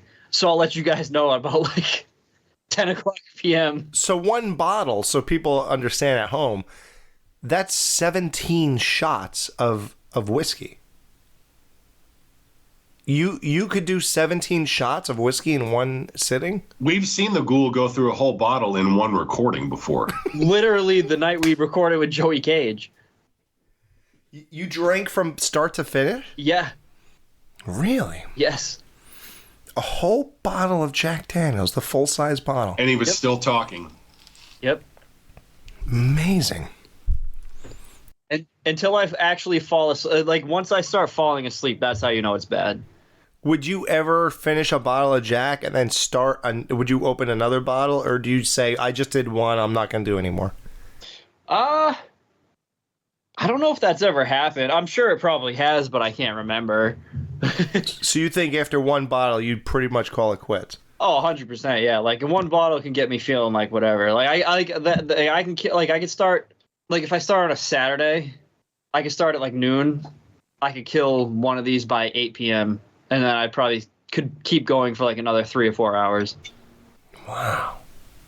Chris, is something wrong with me? I'm still at the point where I would do, normally, I can do more, but I normally do, I start off with 3 shots of whiskey and then 3 beers, and that's it. See, I don't drink beer, that's the thing. Well, it's the equivalent of 6 shots of whiskey. So you do 11 more shots than I do on the average. Now, on things like Halloween 2, on other stuff where we've gone insane. Oh, that's good. That's different. I've done 7, 8 drinks. Yeah, sure. But on the average, I keep it to 6. Now, if you did just 6 shots of the equivalent, whatever it would be, that wouldn't do anything for you. Would do nothing. But Alex, on your comeback show, when you started drinking again, you had 3 bottles of Corona and you were shit-faced. Was that Predator? Yes, it was Predator. Yeah. I was gone on Predator. That was great. Wow. Amazing, dude. So your equivalent to Miyagi is 17 shots of whiskey. Amazing, dude. Oh. Wow. Absolutely amazing. I don't have nearly as much wisdom to bestow upon people like he does, though. Yeah, how come you have Miyagi's wisdom by now? So how about this the scene where, like, after this, like, Miyagi whatever reason, he knows Daniel's birthday. I don't know how that came up. But Daniel has a birthday. He gets a cake for this kid. So not only is he a maintenance guy, but he's a fucking baker, too. And a karate teacher. And a car enthusiast. Car salesman. Yeah, he's everything. He bakes a cake for this kid. And as he's singing happy birthday, Daniel is so annoying. He's blowing the horn between every breath that Miyagi takes. It's like, happy birthday to you. Wah! Happy birthday to you. Wah! It's like, oh my god. Happy birthday to Daniel. Wah! Happy birthday. I was like, smash this cake in this kid's face. Then he gives a double blow at the end, I think. Woo, woo. He is so annoying. Would you just not, like, press the horn into his mouth, like, down his throat if you were Miyagi? Shove it into his head like Jason 7. I was going to say, there's a horror movie. That's what it is. Yeah. Would you not do that? I mean, God. So, Daniel's kind of scared about the tournament. So, what do you guys think is less believable? And let's be real. This crash course training for this tournament, this 18 and under Valley tournament, or kickboxer? I would say kickboxer is less believable. Right? Because Tong Po beats everybody in Thailand, right? Instantly beats everybody when he wants to beat them. And then this guy who had no training gets trained for what was it, a month maybe? I don't know. I can't remember the timeline in that movie, and then he beats Tong Po. We have to assume it's about 2 to 3 months tops. If that, yeah. If that. So Yeah. How could you... Oh, he was trained by Zian. But, okay. What does that mean? I could be trained by Zian, and I'd probably suck at the end of it. And how do you feel about Rocky? That's the boxer movie where he beats Apollo Creed. Please tell us what Rocky is. Yeah, but Rocky, you got to remember, when he fought Apollo Creed, he had fought 64 times. He was 44-20 when he fought Apollo Creed. Okay. So it's not like he didn't know how to box. He just wasn't very good. Yeah, it's nowhere near as wild as this, right? No. Yeah, like 17-year-olds they're all like whatever, 16, 17. One kid who's been training for a month and a half versus kids who've been training through, obviously going back through Cobra Kai. Johnny's been training since he was like, what, like 11 or something like that, 7, they say? 11, whatever it is, yeah. Like, what? Okay, out of the 3 movies, what's the least to most believable? Rocky, I'd say, is the most believable. Most believable. Yep. Then Karate Kid, then Kickboxer. Yeah, because, you know why you're right? Because Tong Po is so far beyond Johnny Lawrence and all these guys. Right. So how do you guys feel? The karate tournament starts, Miyagi steals a black belt. Really unethical thing to do. He just hands Daniel a black belt. Like, it's funny because Miyagi doesn't even have a real dojo. In reality, who knows? Daniel might be a brown, yellow, purple. Who even knows? Who's even deciding these things? Now, you would think you would have to provide some kind of proof as to what belt you are. You can't just walk to the table and say it. Right. Now, Stallone fans, specifically Over the Top fans, will recognize that black guy sitting at the table. He was in Over the Top, and his name was Henry Bosco. He was one of the arm wrestlers. He's the one that Stallone slammed in like 0.5 seconds as soon as the fucking match started. Boom! It was over. That was him. Wow. Yeah. He went down that easy, huh? Yep. Just like the rest of that movie. So we get to the locker room, and Daniel's putting his gi on. And here come the Cobra Kai, and led by Dutch. And Johnny's just kind of hanging off. Johnny just comes in at the back almost. And Dutch is just looking for a reason to fuck up Daniel. Well, look who we have here, our little friend Danielle. Well, hello, Danielle. What's the matter, Mommy and I here to dress you? And the fact that Daniel doesn't even acknowledge him instantly pisses Dutch off. You can see on his face, he goes from smiling to rage, just like this. And then he's like, hey, I'm talking to you, punk. And he pushes the shit out of him in the back. Daniel turns around and squares off. And Dutch is like, come on, make a move. And then the referee walks in, obviously. I want to know why Daniel's having a hard time putting on a gi. It's really pretty simple, right? I don't know. Was he having a hard time? I just thought they walked in on him when he was putting on. He does seem like he's having a hard time, but I would assume he's never really... Well, he's never worn one before. Yeah, exactly. Yeah, but dude, I haven't either, and I'm pretty sure I could fold over one half of a shirt to another half and put a belt around me. I mean, is that... Am I being too cocky here, or what? I don't know. I don't know how that... I don't know if they, like, tie different... I don't know. I've never taken karate, so... And then Dutch gets in his face and says, you know, points or no points, you're dead meat. Dead meat. That was a thing back in the 80s, dead meat. That's what Mr. T said to Rocky. Dead meat. Nobody says that anymore. Dead meat. Yep. When they're walking to the mat from the locker room, it's Miyagi, Daniel, and Allie. Daniel says, what are the rules here? And Miyagi says, don't know. First time you, first time me.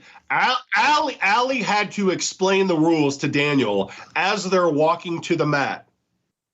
You're telling me they did zero research on this tournament or karate for this? Miyagi's never been. Allie would have been because she's been with Johnny. Oh, I know, but why didn't Miyagi or Daniel look into it? Why didn't they fucking Google it or something? Well, I think they would have had to ask Jeeves. Or why didn't they look up in fucking Encyclopedia Britannica or whatever fucking Google was back then? Yeah, why did they ask Jeeves? What are the rules? Right, Ghoul? Exactly. Ask Jeeves. That's where you go. In Daniel's first match, he's basically fighting this movie's version of Glass Joe from Mike Tyson's Punch-Out. This guy is a total stiff. But I wish I got to play that. He charges Daniel. Daniel fucking backs out of the ring like, whoa! Like, Twice, yeah. He didn't know how to react when someone was charging him like that. What a pussy. I can't believe you never looked at the rules. You don't even know you can't get out of bed. How do you even know where to stand or do anything? How could you... Can you imagine any of us, like, just walking into this thing and be like, all right, you gotta fight this guy. Be like, okay, so is there a thing we all do here? What's happening? What are the rules? Can I punch him in the face? Could I kick him in the face? Like, you don't know anything? Nothing? Nothing. Right. So then after he runs off the mat twice... Third time, go.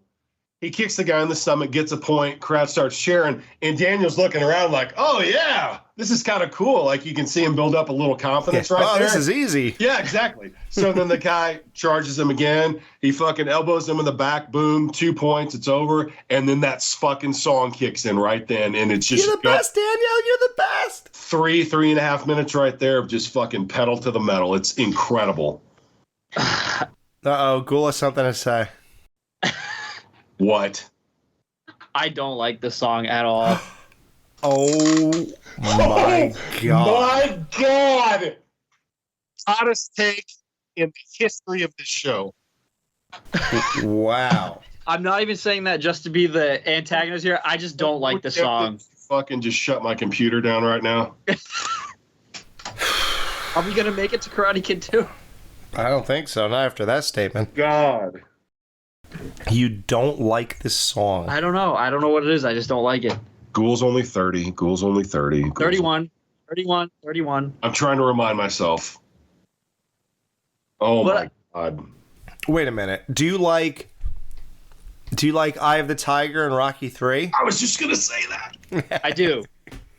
Do you realize these songs are completely interchangeable? Did you realize? Yes, I do. And I know that this song was originally written for Rocky 3. Yes, I do. Yeah.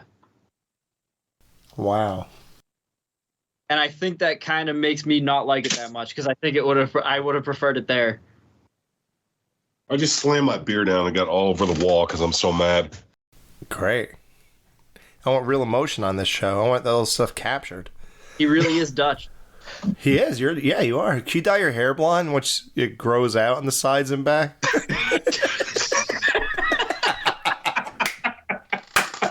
You get a skullet? I'll bleach the fuck out of it. Yeah, like Hogan. You would look exactly like Hogan if you dyed. Dude, I'd have the Hogan skullet. You gotta grow your hair long, dude. Dude, if I didn't have a job, I swear to God I would, because two reasons. It would be hilarious. Number two, if I had a hat on, you'd never know. Yeah, that's true, yeah. You never know. Wear a bandana. Yeah, exactly. Yeah. But unfortunately, I have to work, so. Yeah. But no, I'm not trying to like shit on anyone's day. I'm just saying I don't like the song. It works for the montage. I personally just don't like the song. Whatever. Who cares? Why don't you like it though? What part about it is not working? I don't know. I just don't like it. Do you like that part? No. Do you like history repeats itself? That part? No. Do you like you're the best around? That? Keep asking me questions about every part of it.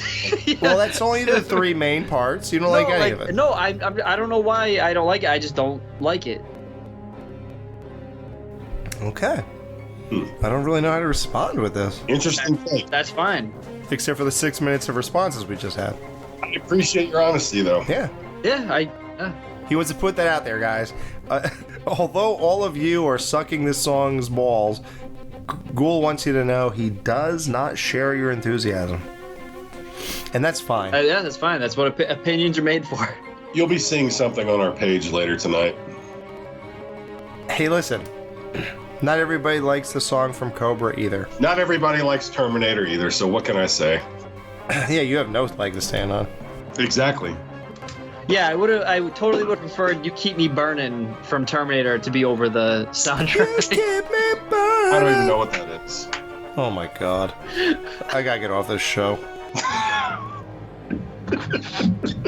So you're the best around montage. I'm gonna say that is. Sorry, Ghoul. This is not against you. I was always gonna say this. I'm gonna say that is perfection. Like, the way the music marries the action. It's so good that I prefer... if you type this song in on YouTube, you can actually hear it in the movie. I prefer to hear the kicks and the punches and the sounds and the cheering while the song's playing, even if I just want to hear it. I think, honestly, because like I really like a lot of 80s music. I think I like, from this movie, I take the song Cruel Summer like the most from this movie. I don't know why. But if I could... You don't like Young Hearts Beat Fast? Oh, God. If I could, I would set this movie in the summertime, the tournament in summertime, and I would play Cruel Summer during the tournament sequences. Okay, song aside, do you like the montage clip though? The montage is cool. The song just doesn't do it for me. Okay, I'm sorry. Why is it too cheesy? Is it at the point where it goes beyond cool cheesy? It's not even cheesy to me. It's just I just don't like the song. It doesn't resonate in your ears. Yeah, it's just... Ghoul wants fucking Mobb Deep playing during that montage. Yeah, can we get Survival of the Fittest? Wow. Would you prefer Eye of the Tiger being played here? I don't even think I'd like that. What about Man Behind the Mask? Yeah, because that's totally relevant. I thought you were going to say Mr. Sandman or something. Oh, yeah. Wait, what? Hold on. What Metallica album came out this year? Oh, no, there was no Metallica album in 84, right? Yeah, there was. Ride the Lightning. I thought that was 85. Nope, 84. No, 84. Oh, Ride the Lightning then. Oh, For Whom the Bell Tolls. Oh, that would have been fucking awesome. That's the one. That would have been. It's not as not the same tempo. No, but that still would have been fucking. But yeah, could you imagine though that first fight with the bells going off? Yes, as soon as he gets that second point and the crowd starts cheering, dung! Oh my God, Alex, this is an edit this waiting is right to up happen. your alley, dude. You need to make this happen. Here's the problem with your request. I would have to download an old program I used to have that would remove music over people talking, and I was able to separate the two tracks. So I would have to keep the people talking and the sounds that are not involved with the music and then throw that over it to really give you the feeling that it's in the movie. You're telling me there's no program now that you can use?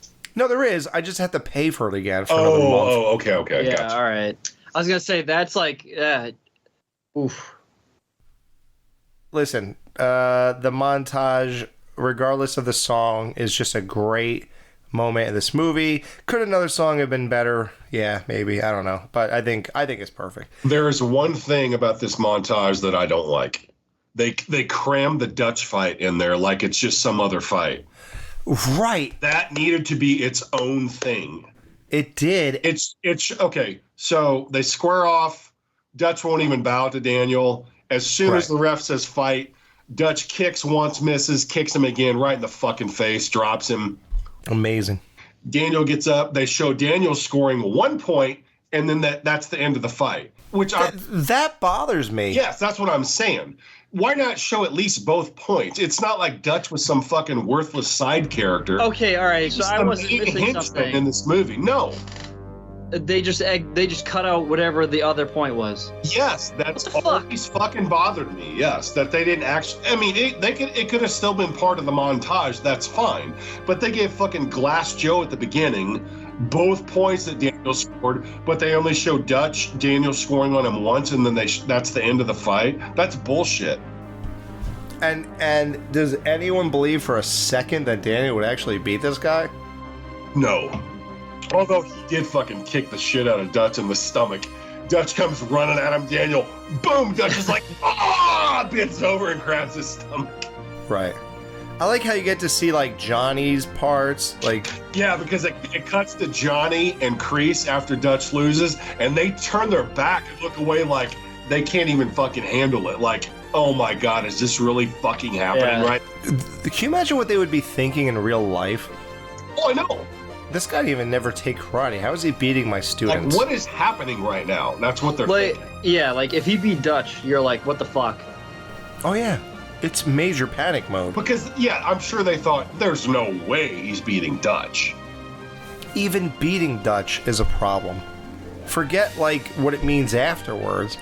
Getting to that. Now, sorry to cut in. I realized they didn't want to take shine off of the quote Final Four fights that they show, so they probably didn't want to like put quote unnecessary spotlight on the Dutch fight.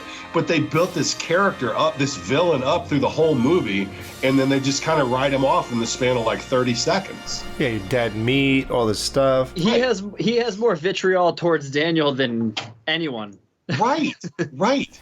Johnny hardly cares compared to this guy. Right, yeah. Yeah. I mean, they let Bobby Brown, that fight, they let Bobby be the one to kick Daniel in the back of the leg. I guess because he's the sympathetic one.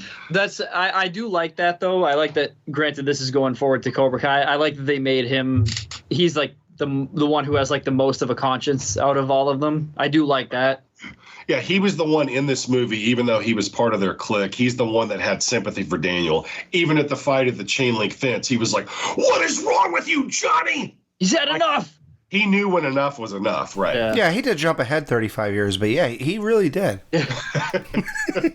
Even after he like does the disqualification, he's apologizing, right? He's like, "I'm sorry." He goes down to the mat immediately. "I'm sorry, Daniel. I'm sorry. I'm sorry." Yeah. How about that? How weird is that? That they get, it's almost as if like some mind reader knew that this would all be important, because in any other movie they would have just been like, yeah when they took him out of commission, you know? But instead he does that. Like, it's almost as if they want to show us that Kreese totally brainwashed these teenagers, and yet there is still a good person beneath it all. And that's what they're really telling you in all of this remorse. And Johnny later on, I hate to jump ahead again with that, but because we're so close to it, but again, still with the trophy thing, like those guys shouldn't be doing that. Well, so I don't know, I'm sure you guys have read this. I don't know if it's true or not, but I guess the sweep the leg comment was delivered in prep, was like delivered from Kreese to Johnny casually, but the way it was delivered like actually on screen was completely different than they rehearsed it. And Zabka's reaction is real. Like, he's like that shocked look he has on his face. Yeah, where his like eyebrows drop. Yeah, like he wasn't expecting it. But okay, just take that with what you may. That's just obviously, yeah. He wasn't expecting the delivery, and that's why he dropped his eyebrows. Yeah, like that? They rehearsed it a different way, and then they delivered it that way, and he wasn't expecting it. So that's why his reaction is quote genuine. Obviously, that's, you know, that could be that could have been legend. Just some made up lore. Yeah. But because I've heard some like weird made up things that don't really seem... Of course, yeah. But just to rewind real quick to the Bobby Brown part, when Kreese says, "I want him out of commission," and he goes, "Sensei, I could beat this guy." And Kreese looks at him and says, "I don't want him beaten." Did Kreese really maybe not think that Bobby was going to beat him after seeing what Daniel had done up to that point? And he wanted to make sure Daniel could not go forward to fight Johnny? The real question is, does Kreese not have the faith in Johnny that he would need to do this to some punk? It's a seesaw right there. Right, that's what I'm saying. Like, was Kreese at that point like, "Oh, this guy's for real. I don't even want him fighting Johnny, so I'm going to sacrifice Bobby, get him thrown out of the tournament as long as Daniel cannot go forward"? Yeah, I was thinking the same thing. Well, it's the same situation again as Kickboxer. Why are you kidnapping Kurt's brother and say, "Tong Po punish you all around," and all that? Nook Su Cow!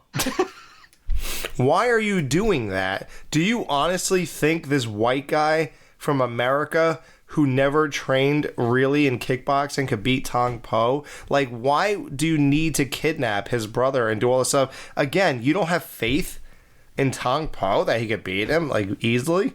It's the same thing here. Yeah.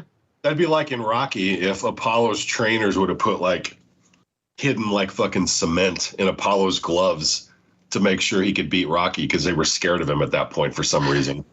Yeah, and Apollo would be like, man, what you think? Oh, I can't beat this bum, man. What the hell you do? You know, like, he'd be like, he would be offended that you don't have faith in Apollo. Well, that's kind of what happens, though. Not to sidetrack to Rocky, but we are in part 2 when Tony's like, he's all wrong for us, baby. Let it go. Because he knows Rocky is the wrong person. Yes, he saw what he could do. So that's kind of similar here because Kreese. Wait. Oh, here it is. Here's Kreese. Oh, there it is right there. There's the look right there. Okay, so here's my question about that part. When he tells him to sweep the leg and Johnny's face just goes, like, for lack of a better term, ghost white, like, what? It's legal. He does it and gets a point for it. So why is he so shocked that Kreese asks him to do that? It's legal. He gets a point. So what's the problem? Well, especially since you see Bobby do it earlier in the tournament. Did he sweep someone's leg? He sweeps someone's leg, yeah. Oh, really? Jesus, I don't know if I've ever. Yeah, during the montage, you see like one of like Bobby's first moves. He's like one of the dudes. Now, the only part that seems effed up about anything he does to Daniel is when he takes his leg and he elbows it. Okay. Right. Okay, never mind. The sweep the leg is fucked up on this part because Daniel's leg is injured at this point. That's why. Watch this coming up. I love when Daniel throws him down and Johnny fucking flips up like a goddamn ninja. Like does this fucking handspring off the mat. Oh, like The Rock? Yeah. Hold on. Right there. Oh, that is awesome. That is awesome. What do you mean like The Rock? You never watched wrestling with The Rock? No, I was way gone by then. Oh, Johnny just smoked his face. We're doing commentary. I was gonna say. Here it is, right here. Bam! Elbow to the back of the knee. That was obviously illegal because they warned him for that, right? I don't know. At this point, I don't know. No, I'm pretty sure he gets a warning for that. Or at least I know he doesn't get a point. But everybody saw it like it was such a scumbag thing to do. Right. Even more than sweeping the leg, which is such a big deal. Like, do you guys know the magnitude of sweep the leg? Do you know, like, what's come on, like, in the lexicon of pop culture over sweep the leg? There's a song about it. I was going to say, you've seen that music video, right? Sweep the leg, Johnny? That's what I'm saying. And William Zabka directed that video. They asked him if he would be in it, and he said, only if I can direct it. I don't even remember the name of the band, but I saw it when it came out. And I was like, "This is incredible!" Amazing, and it was almost like it was always leading to Cobra Kai, right? Like they were always. Do you ever see that moment of them on what was it, Doogie Howser or something? Well, I know Zabka was on that show called How I Met Your Mother as himself one time, and they referenced Karate Kid. I just saw the clip of it. I didn't watch that show at all, but I don't know about the Doogie Howser thing. Did you ever see when they did the commercial for like Buffalo Wild Wings or something, and Johnny was like there and he was dressed up in his Cobra Kai gear? Oh yeah, way back in the day, yeah. Right? Isn't that weird? And then he comes back. Like, he always knew that his... You know, most people don't want to be remembered for old TV shows and stuff like that, and like what they were on back 40 years ago, 30 years ago. He's gone through those periods before. I've seen interviews with him or read interviews where he like rejected Karate Kid. Well, just like trying to distance, just continue his career, but it just kept coming back to that. And obviously, if some shows like, hey, will you come on our show and just do a cameo? Can we reference Karate Kid? I mean, money talks, man. If they pay you enough, you're gonna fucking do it. 100%, yeah. They're giving you $6,000. There's like a William Zabka like anthology that I'm like looking forward to watching that I've looked up on his IMDb after watching this. Like he's in a set of movies called like Shoot Fighter or something like that. Oh yeah. That have you seen those? Yeah. Oh, I want to watch them so bad. Just title alone. Never heard of him. Him, I'm in. They're not amazing or anything. They're okay, and it's him fighting. That's all I need. No. Yeah. It's basically a shit version of like Bloodsport. Fine by me. When did these come out? Oh, the 80s. Oh, wow. Or early 90s the most. But that run he had of Karate Kid, Just One of the Guys, and Back to School was incredible, dude. 84, 85, 86. Oh, was it that far in a row? I mean, that close in a row? Yes. Just playing the fucking heel. The Bully trilogy. Oh, exactly. We reviewed every one of them. I know. And Back to School, as we talked about, he's not as much of a... He's just like a slimy, smarmy prick in that movie. He's not the bully like he is in... He's an elitist fraternity scumbag. Scumbag, yes. We're actually reviewing one of them right now. Oh, shit, I forgot. Anyway, so... Oh, yeah, let's talk about it. So, Karate Kid, guys, 1984. Yeah, they go back to the locker rooms or whatever you want to call it. And Miyagi does this thing again where he goes... Like, honestly, guys, let's be real about this. There's nothing on earth you could be taught or anything that would impact the fact that you're rubbing your hands together and touching a boy's knee. He basically performed orthopedic surgery with his hands and no surgical instruments. Yeah, he just like dislocated his fucking knee and then fucking put it back in. Call it healing. You gotta admit, it makes for good cinema. Especially when that music kicks in, when he puts his hands together. Oh, you believed it as a kid. Oh, absolutely. This guy's a goddamn wizard or something. And all he's doing is generating the slightest bit of heat in his hands. And none of that's a heat pad. Today you would just throw a heat pad on the kid. But he came back out wobbling and limping. And I forgot what he did, but eventually he does this crane kick pose. And Johnny thinks nothing of it. Kreese doesn't shout anything about it. Nothing. And Johnny just walks right into it. Gets kicked in the face. And in Cobra Kai, I don't know, is this the guy whose ass he kicked? Nah, I technically kicked him in the face, and this was it. And then he goes, yeah, it was an illegal move and all that, and that's proven supposedly because supposedly someone gets kicked in the face earlier in this tournament and it was no point and a warning. You cannot kick somebody in the face apparently. So it's weird that they chose, like, why didn't they just have it so he kicks him in the chest or something? And you're telling me when he's in that fucking crane stance, Johnny Lawrence, being the badass he is, right, and being as experienced as he is in karate, doesn't know what's coming, a straight kick to the face, and he goes forward and walks right into it. What did he think was going to happen? I don't know. What was he going to do? If at any point sweep the leg was most, like, adept, it would have been that move right there. Sweep his... Oh, wait, didn't he sweep his leg and then kick him in the face? Isn't that the combo of that? Well, he definitely took his leg out and kicked him in the face. Is that considered? Yeah, that was the sweep the leg part, right? But no, but I mean, like, if anything, he should have swept the leg at that final move. He would have, like, ran at him. Oh, yeah, right. Like, that would have been the smart move.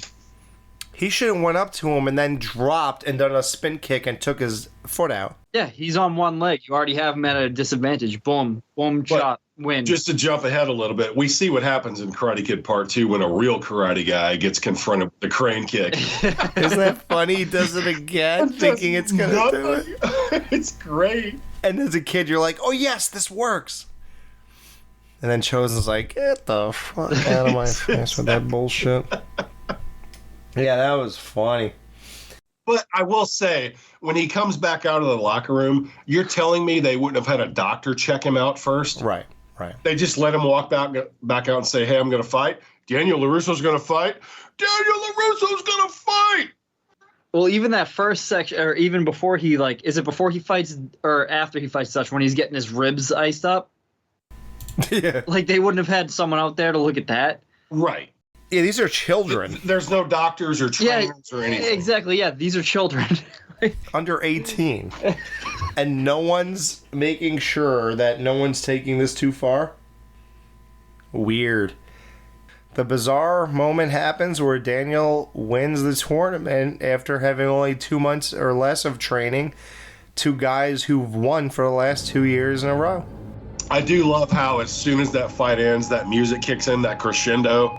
Right. Like that uplifting, yeah, just orchestral music kicks in and crowd goes nuts. Allie fucking rushes him, hugs him and shit.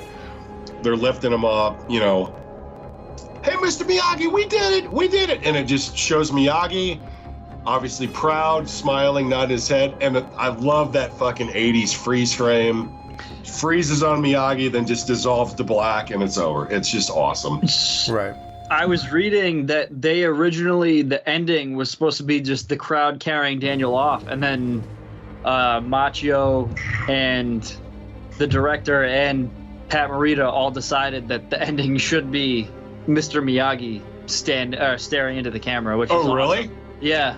Well, they filmed the opening of part 2 for part 1. That's what I read. I keep seeing things between it was filmed for part 1 versus it was filmed for part 2. I don't know what's real. I don't know. I know. Maybe it's not true. I know I've read somewhere that the opening of part 2 was originally filmed during part 1. Maybe that's not right. I don't know what's true or what's not. But I'm glad the first one ended the way it did because there was no need to do anything else. Yeah, Miyagi, the freeze frame on Miyagi is fucking awesome. Yes. All right, Ghoul, how many legs are you sweeping out of 5 for... I didn't even look at the official... Is it The Karate Kid or Karate Kid? The Karate Kid. Yeah, it's The Karate Kid, yep. Yeah. You can see right there. I don't know if you see the... Oh, there you go. Yeah. How many, Ghoul? So... Fuck, this is tough. I fucking love this movie. I didn't really like this movie. These movies were underlooming in my childhood. Like, they were on movie channels all the time. I just never really got into them. Did you just say underlooming? Yes. Is that a word? I don't know, but I just made it up. Looming? Oh, shit. As he's downing a bottle of Jack Daniels with a chaser. That's what happened. Half a bottle of Jack Daniels after fucking 2 weeks will do to you. Underlooming. It wasn't until like 2014 till I really appreciated this movie specifically. And I remember I was like hungover as shit one day during the summer, and this movie was on, and it just fucking captivated me. Like, I don't know what it was, just fucking helped me recover from being borderline vomit, whatever. And ever since then, has just been a staple in my life. In the summer, like this is one of those seasonal movies for me now. Even though it takes place, just like Pee-wee. It took place on December 10th or January 10th or something like that. Yeah. That being said, I could also watch this anytime during the year, and I really like this a lot. That being said, it's not my favorite of the original trilogy. Whoa, hot take! But I'm gonna sweep 4 out of 5 legs. Wow, nice for The Karate Kid, 1984. Yeah. Johnny Lawrence is my favorite Cobra, though, forever. Oh yeah, especially now. I'll start off by saying this is the worst title in the history of film. Wow. The Karate Kid. Like, if this was made any year besides 84, we'd all be like... But, yeah, it's become just one of those words and a group of words that you just accept. Like, you know, there's always those weird things that are like, I can't believe they named a movie that. Well, like Sidekicks? Yeah, Sidekicks. Yeah, it's funny. It's funny you say that. I just purchased that recently on Fandango because I didn't want to pay $45 for the Blu-ray that came out recently. So I bought it for $7 on there in HD. But what's it called? Yeah, as far as the movie goes, yeah, this is just, man, it's weird to think of the source material when we've seen everything that's come after it. And, like, to think that there was so much to build on. When they built on it, it's almost like you look back at this and it's like this knew that was coming. Like, that's how good the guys were today viewing the source material and expanding on it. It's like a whole universe captured in 2 hours. And they were able to do it without one of the main guys, Miyagi. It was just talking about him was enough. You know, like that in itself is a big deal, that they were able to do all this without him. And it still was completely fleshed and fulfilling. Like, that really speaks a lot about this. And again, I never would have thought, I thought it was a joke when I saw that trailer, Cobra Kai. I never thought, like, that it could be a real thing or whatever. But, yeah, the way it's all put together, the way they designed everything, the villains, the good guys, the teachers, all that stuff, the tournament, the girlfriend aspect. Although that doesn't really... It ties things together. She's his ex. This guy's new interest. You know, there's a lot going on here. It works. So yeah, no, I think it's a well done, well crafted film that we had no idea how good it really was until we saw everything that came after. So I give this. I'm with Ghoul. 4 out of 5 for Karate Kid. I'm not really sure what would have made it a 5. Maybe extensions on certain fights, like Dutch. More fights for me. Like tournament wise, more tournament. I wouldn't have minded more bully fights, honestly. Yeah. Maybe some more of that. Maybe other things with Miyagi. I'm not really sure what would have made it a 5 out of 5. But yeah, it's still a good rating though. So Chris, how many legs are you sweeping out of 5 for the Karate Kid?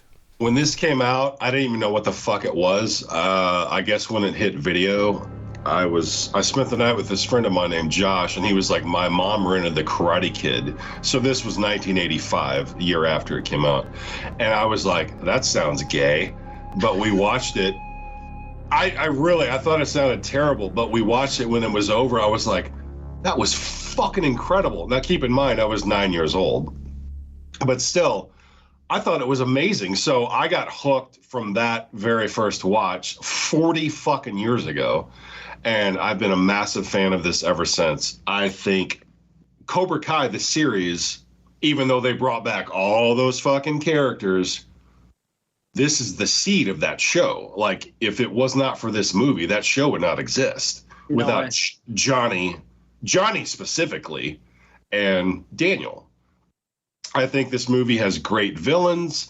Yes, Daniel can be annoying at times, but I think he played the role well as the, I guess, like down on his luck, kind of, you know, rags to riches, for lack of a better term, hero of the movie. I love the music. It's got a great montage. It's obviously owes a lot of debt to Rocky, which makes sense because it's the same director. There's not much else I can say except this movie has never left my life. I've probably never gone more than, I'd say probably 3 years is the most I've ever gone without watching this over the last 40 years.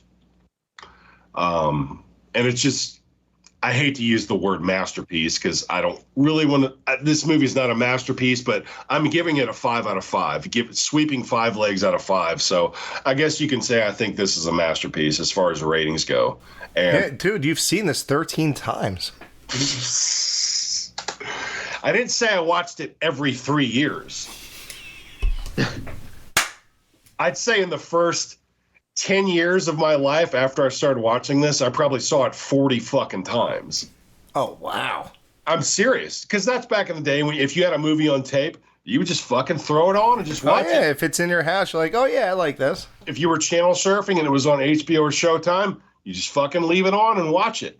Yeah. So I've probably seen this movie 50 to 60 times, I would say. And it's just amazing. So, yeah, easy 5 out of 5 for me. No questions asked. Awesome. I was going to ask you one thing. All right, forget it. Ask him. No, ask him. Did Mr. Miyagi steal those cars that he was giving away to Daniel? I don't get it. Oh, I'm just wondering. There's one question. You said no questions asked. I was going to ask one Why thing. would he have stolen them? Well, he was a maintenance guy. Could he have bought 7 cars? I can't buy more than one. And I figured they were all just like broken down shit piles, and he bought them all for like $100. Oh, and he fixed him and up. He fixed them up because he knows how to do everything. Yeah. Literally, the dude knows how to do everything. Okay, because I can't buy one more car. And I've been working this job for like a decade.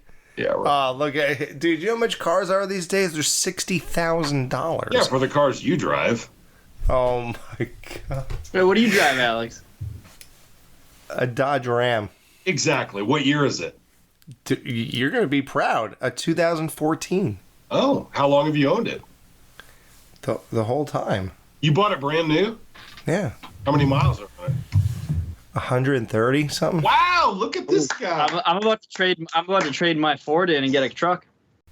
Yeah, good, dude. You can't go wrong. Yeah, I have a Explorer. I've had it since 2017. I only have 35,000 miles on it.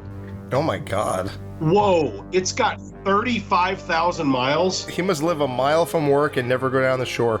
Less than that, yep. Why would you get rid of that thing? Why do you want a car payment? I know. The 2017 Explorers have so many recalls on them, it's a pain in the ass. But has it given you any trouble, though? Not really, no. Keep it. Oh my god, dude.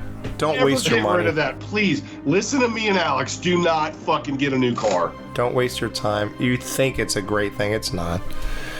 You're over it in 3 weeks, and then Dude, now that you have a car car is payment. 8 years old. These days, that's nothing unless it's turned into a money pit. All right. Perks of not leaving the house. Guys, I hope you enjoyed our Karate Kid review. It's June on Dead Man's Party. As you know, it's Karate Kid month, so you could be excited and look forward to Karate Kid 2 and 3 coming in the next 4 weeks. In reference to Karate Kid 2, like a rock, we're going to roll into you.